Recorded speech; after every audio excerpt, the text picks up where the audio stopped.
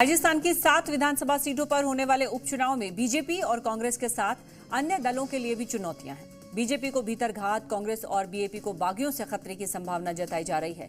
देखिए रिपोर्ट।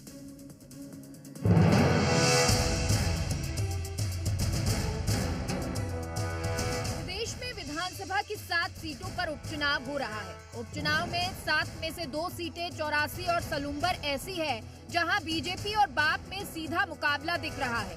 वहीं खीवसर सीट पर बीजेपी का मुकाबला आरएलपी से है। अन्य सीटों पर कांग्रेस और भाजपा में सीधा मुकाबला नजर आ रहा है, लेकिन 2 सीटों पर निर्दलीय भी दोनों ही पार्टियों को कड़ी चुनौती दे रही है। हालांकि इस चुनाव में कांग्रेस बाप को बागियों से, बीजेपी को भीतरघात से खतरे का डर सता रहा है। बीजेपी में इस बार छिपी हुई नाराजगी और लोकल समीकरणों से छिपे हुए भीतरघात का डर है। हालांकि बीजेपी प्रदेश अध्यक्ष मदन राठौड़ और महामंत्री श्रवण सिंह बागड़ी ने किसी तरह की भीतरघात से इनकार किया है। बागड़ी ने कहा कि पार्टी एकजुट है और कहीं कोई नाराजगी नहीं है और न ही कोई भीतरघात है। बिल्कुल भी खतरा नहीं है। पूरी पार्टी एकमुखी है, एक साथ है और एक परिवार भाव के रूप में काम करते हुए सभी विधानसभाओं में, क्योंकि आप मीडिया के माध्यम से सभी खबरें भी आती है। आज देखेंगे कि 7 विधानसभाओं में भारतीय जनता पार्टी एक साथ मिलके, सभी लोग कार्यकर्ता, सभी नेता मिलके चुनाव लड़ रहे हैं और यही कारण है आज 7 के 7 विधानसभाओं में भारतीय जनता पार्टी जिस प्रकार से आप देखेंगे कि पूरे आम जनताओं में भी जो माहौल है और लोगों की भावना भी है, उसके तहत 7 विधानसभा भारतीय जनता पार्टी जीतने वाली है। उधर बागियों की नाराजगी से गुजर रही कांग्रेस को नहीं लगता कि उन्हें बागियों से नुकसान होगा।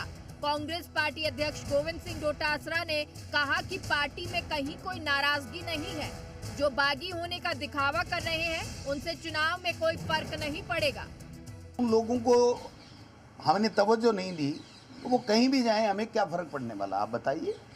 जो गया है उसका नाम आपको पता हो, और कभी आपने ज़िंदगी में कांग्रेस की 15 साल 20 साल में उसको कभी कांग्रेस के कार्यक्रम में आप में से किसी मीडिया ने देखा हो, कहीं अखबार में, किसी इलेक्ट्रॉनिक मीडिया में नाम आया हो तो बता दो। वो घर बैठे बैठे ही दुकान चला रहे थे, उनकी दुकानें बंद कर दी हमने, तो वो चले गए, जाने दो, कोई दिक्कत नहीं। बहुत कार्यकर्ता है हमारे। दौसा में कांग्रेस और बीजेपी को बागियों का डर नहीं, लेकिन बीजेपी में एसटी को टिकट देने से सर्व समाज में नाराजगी की संभावना है। कांग्रेस की तरफ से पायलट इस सीट पर मजबूती से चुनावी प्रचार में जुट गए हैं। बीएपी की बागी बादामी लाल ने मुकाबले को रोचक बना दिया है। इस सीट पर 2023 के चुनाव में रोत ने जीत दर्ज की थी।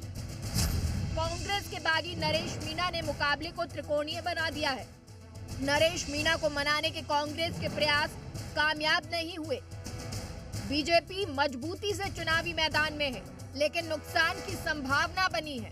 विजय बैंसला को टिकट नहीं मिलने से समर्थकों में नाराजगी है।